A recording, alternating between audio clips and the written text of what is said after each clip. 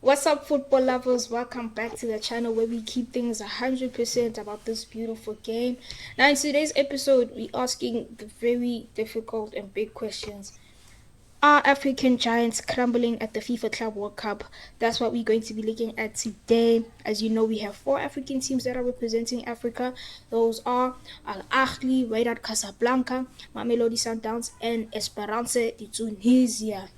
Now, before we get into the video, guys, if you're new here, make sure you hit the subscribe button, post notification bell, and make sure you comment in the comment section below because we want to know what you're thinking. What are your thoughts about these African teams in this tournament? Now, let's look at the first team, guys. Let's break in with the first team. As you know, this team opened up the tournament playing against Inter Miami, and it is Al Ahly, the Egyptian champions. They drew their first game 1-1 and nil-nil. Sorry, nil-nil against Inter Miami. And just yesterday, guys, they played the second game against the Brazilian team Palmeiras. As you know, that team is one of the best teams to come out of football in the world, and unfortunately, they lost 2-0, which one of the goal was scored by one of Al Ahly's players as an own goal, which is very unfortunate. But then, before we get into why and what was the reason why I think they lost the game, we're going to be looking at the first game. We're gonna analyze the first game which they played against Inter Miami. As you know, Al Ahly had the highest ball possession. I feel like they were very dominant in that game, and they should have scored. It was just unfortunate that they couldn't find the back of the net, and that shows that Al Ahly needs a clear striker, a finisher, someone who's not afraid to take those risks and just kick the ball and see wherever it goes. If it goes into the net, it goes in, but if it doesn't, it does not. And another thing that Al Ahly had was a strong midfield within that game. They kept shaped well in the first half versus Inter Miami. Defensively, they were also organized, and they didn't concede sloppy goals, especially in that first half of the game. As you saw, that Inter Miami started to bounce a little bit back within the second half. You know, Messi taking all those shots and free kicks. And surprisingly, Inter Miami also won against Porto FC, which is surprising, I'm just saying. But then, let's look at the second game that they played. I think, like I said, one of Al Ahly's biggest problems is finishing, and it was very evident in that match that they played against Palmeiras. They also had the higher ball possession, goals on target, shots on target. I think they had two, while Palmeiras had one, but the other goal came through an own goal situation at the back line, at Al Ahly's back line. That is Ahly's biggest problem, is finishing. They created chances, but the final ball was very poor. No killer instinct. As I said, they need someone who's going to finish those balls properly. And against Palmeiras, the midfield was overrun a lot of times. The pace and the press of Palmeiras exposed the lack of quick transitions that Ahly needed or had. Defensively, they were also in too deep, allowing Palmeiras too much time to pick up passes. In summary, I think Ahly play a cautious type of football, but that cautiousness is not going to win you the Club World Cup. They need more courage going into their last game. And they have to sharpen up in their final third when they're building up the ball, and they're attacking, they're pressing. Like I said as well, finishing is something they really need to work on. And another team that also needs to work on their finishing is Wydad Casablanca. As you know, Wydad Casablanca played against Manchester City, and they lost 2-0 as well. Yeah, guys, as I said, the people are talking in the streets. Are African giants really that great, man? And yeah, the result is still yet to come, as we are waiting for Wydad to play their second match, as they did not play their second match yet. But all teams have played their first match, but the focus here is we're just trying to understand what are people saying on the streets. What I think, Wydad Casablanca in their match against Man City, they did show resilience, and they did try to stay compact, especially in the second half. However, what I think they lost the game is the coach's tactical error.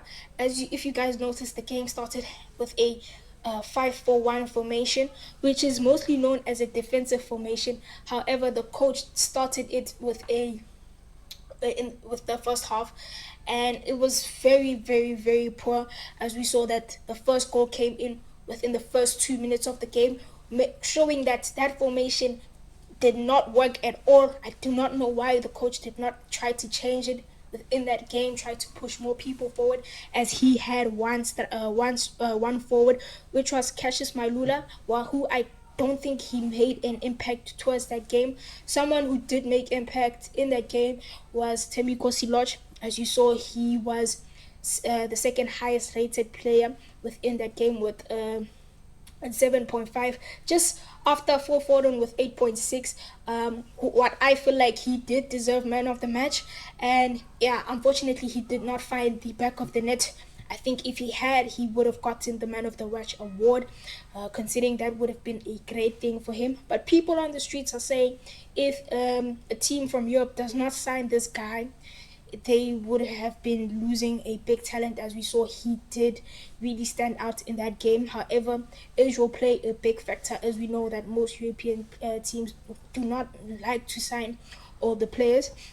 One thing that Wydad also did is that they did show some good pressing moments. As we saw that Tembikosi was thrashing that back line, Yamin City, with 1v1s. Like I said, unfortunate that he couldn't find the back of the net. There were moments, there were chances, and you can see he was getting a little bit frustrated in the second half and not creating more chances with his players. The midfield in that game, yeah, Wydad was very disappointing. Wydad's players were just giving the ball away easily. One thing I feel like that also contributed to the first goal is that I think the keeper has a problem with catching the ball. Better fingers maybe, but then I feel like he also gave away the ball too easy. Looking at that dive, I feel like he could have caught the ball. And then one thing that also stood out is that the quality of the gap. Their full backs were exposed by City's wingers. They were sleeping. They were sleeping. As you saw how the second goal came about, whereas the defender was not aware of his surroundings. That allowed Jomi Doku to come in and take that touch that went into the box. Too many 1v1s on the flanks, and when Wydad won the ball, they struggled to build because they had only one striker. And another thing is that Tembikosi was the only winger who actually tried to push forward, whereas Amrabat was a little bit into deep in my position. In my opinion, he was a little bit too deep. Passes were rushed, like I said, that led to the ball being given away so many times, and ball possession was wasted. And I think another thing that also contributed towards that game is mentality. I think Wydad Casablanca came in there giving too much respect to Man City, not saying that they should. However, they shouldn't. I feel like they took it as if we are playing, we're playing with Man City. Not we are playing against Man City. And unfortunately, this is a tournament for the world's biggest teams to play, the world's biggest clubs to play. And I feel like the coach's tactical error gave that game away. Going forward, they still have 2 more games to play. The coach needs to pull up his socks. I feel like the coach, because I think he realized that this formation killed the game, because he did change the formation in the second half to a 3-4-3, which in my opinion was way too late, and he took out his player that was creating more chances, which was Tembi Kosiloj. And another thing, a red card was also thrown in there, where I think it's Rico Lewis, the Man City defender. Whereas I think if the coach did decide to keep Temi Kosi with a little longer in that game, which was -1 defender, as we saw that this guy didn't have a problem breaking through Man City's defensive line. His problem was just his finishing. I think with -1 defender, it would have been easy for him to maybe get a goal. But like I said, in mentality, Man City, Wydad Casablanca, you could see Guti, it was drained. The players did not see themselves winning this game, But then, I feel like for me, it's not that they lost, it's how they lost. Like I said, the coach gave away the game. The fear factor kicked in after the first goal, which was conceded within the first 2 minutes. They stopped playing the game. And the second match is coming up. I feel like they could do better if the coach could just rectify a few little things, and then going on they could actually play and win properly. And I think the players themselves need to get into that mentality that we are the best, one of the best clubs in Africa. Now going into the third team, which I feel like they were not mentally in that game, was Esperance de Tunisia. They played against Flamengo, which they also lost 2-0. Yeah, guys, like I said, the people are talking. What are you saying? Make sure you tell us in the comment section below. What do you think is going to happen with these African teams in this tournament? As we know, like Esperance lost 2-0 to Flamengo. Defensively, they had defensively and Flamengo, for me, I feel like it was easy for them to break in through that. Yes, keeper did make some saves here and there. It could have gotten worse for him. Zero threat in the attack. They really strung 3 passes together in Flamengo's half. They couldn't coordinate the ball really well. They set in too deep, inviting pressure. And once Flamengo broke into their backline, they had no plan B. And those set pieces looked very vulnerable, and that's when Flamengo realized they have dominance within this game. I feel like that was also a very poor game Esperance played. They played like they did not want to lose very badly instead of trying to regain themselves and win this game. The mindset has to change, guys. You can't sit back for 90 minutes against a team like Flamengo and expect to survive, you know. But then, like I said, mentality is another big thing for these teams. They need to get in there and fix their mentality. Another team with mentality, I feel like this team has one of the best mentalities in Africa. Although some people are saying, yes, they won that game because their opponent was not as tough as the others. They played against, I don't know if I'm pronouncing this team right, Ulsan, the South Korean team. This team is Mamelodi Sundowns, the South African champions. Yes, this is Mamelodi Sundowns. Now, Mamelodi Sundowns haven't played their second game yet as well. But people are saying after their first game, they had the first win for African teams. They look like the team that's most in form. I think tactically, right now they have a full tactical squad. Their ball movement is very quick. And one thing about Sundowns, they're not afraid to attack. As we can see, Urena's, although there was some offside positions, that shows with these people. They're not afraid to go forward. The confidence in that team makes me believe that they can compete higher within this competition. I feel like their potential weakness would be playing this Sunday. I think it's not Sunday, Saturday, which is tomorrow. They're playing against Dortmund. This is a big breakthrough. This will, for me, will say if Sundowns has the capability to compete with European teams. And as we know, yes, they usually play with like CAF teams, and they don't show signs of panic when they play against those teams, high press. And I think this is where these these teams from Europe will have to stand out and see if Sundowns can actually perform against big teams like Dortmund and so on and so forth. Defensively, they can dominate the match defensively, as we see that in that game. Who's this? Divine Lunga. They played exceptionally well within that game, as well as Urenas, and didn't concede a goal on the counter. People are saying Sundowns is Africa's biggest hope right now, considering how they moved in their first game. Yes, they must stay disciplined and brave within the moments to come. But like I said, people are saying they only won that match because the team was the opponent that they were playing with was a bit weak. Let's look into like I said, the streets are calling. So let's dive into what people are actually saying within like these African teams, across Twitter, Facebook. I've seen a lot of videos here on YouTube as well. People are saying Sundowns might be the team to actually bounce back. They are the only African team that have a win within this tournament right now. Now, a lot of fans also feel like they've seen this movie before. Every time they go to the Club World Cup, they get the hype from the team. And yes, guys, the fans are there. Like, let's give it up for the fans as well. The fans are there. but early exits, disappointing performances. Most of these teams, they sit into deep, they don't press as a unit, and they don't create enough chances. And then what do? We don't finish. I saw one comment on Twitter said, watching his club park the bus and hope for miracle. Like, where's the African pride there? But some fans don't just want results; they want to see the fight in it.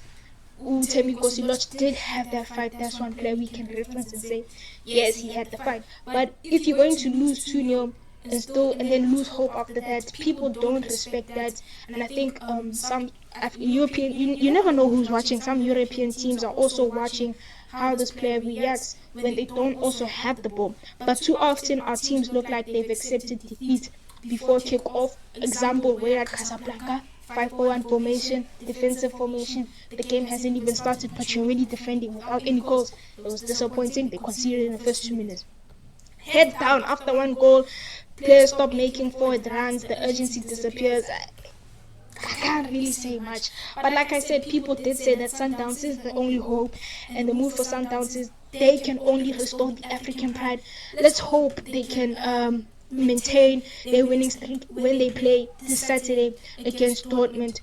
And the biggest question is, why do these teams dominate in the African continent but not on a world stage? This is a real pain point for many fans. These teams are Ahly. Ahly is the most decorated. Wydad, Sundowns, Esperance, they dominate domestic leagues. They win CAF league titles. Part of the reason why they're playing in this tournament is because of the CAF championship. So when they get to the World Cup, why do they look so average? They look like any other normal team in the African continent. Is it preparation? Is it tactics? Is it mentality? Or is it just the quality of gap between our leagues and the European or South American leagues? That's one thing we also need to look at. These leagues are the biggest leagues in the world. But then, as you say, is the media narrative also changing? Let's not forget that global media also picks up on this too. Headlines talking about how African teams are lacking the cutting edge. Some pundits are saying African teams are not on that level. And then commentators highlighting that a few shots on targets as our team registers. I feel like this fuels the frustration of the fans as well, knowing that these teams have talent. We can't deny that these African teams do have the talent. We've seen it, guys. And I think with Al Ahly, they are also showing they have the talent. It's just unfortunate that they cannot finish what they have in terms of getting a goal within the box, because they dominated in every game they played so far, in my opinion. So right now the mood is tense for so many fans right now, and we need to try to understand what's going on here. So another thing we need to look at, what I think needs to change, is that Al Ahly needs to be a bit more braver going into more of these competitions. They need to, find a finisher, someone who's not afraid to take those chances in front. They've got talented winger. They need to use them. They need to take risks going forward.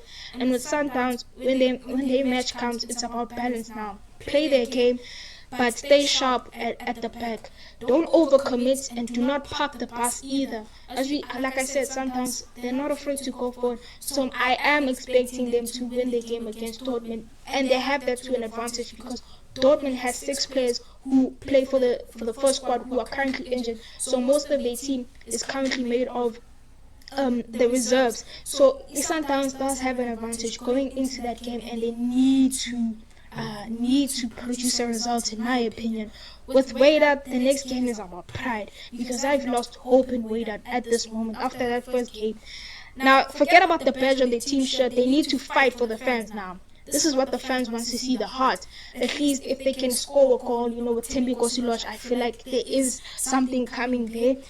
He just needs to work on his finishing, that's all. Same thing with Esperance. Sitting in too deep, waiting for the lose, it's not gonna work. It's time to take on your opponent, win or lose, just fight, guys. So yeah, these are the African teams that people are saying are crumbling. I want to know what you think about that. Right now, the result says yes, in my opinion. They are being destroyed, absolutely. It's showing that Africa does not have talent. I think in future it's gonna make it hard for some teams to actually scout within these countries, with the kind of result that these teams are producing at the moment. Sundowns do have a chance to lift up that mood to say, you know what, Africa is not sleeping. Wydad and Esperanza also have a chance to show pride. But guys, just let me know, what do you think?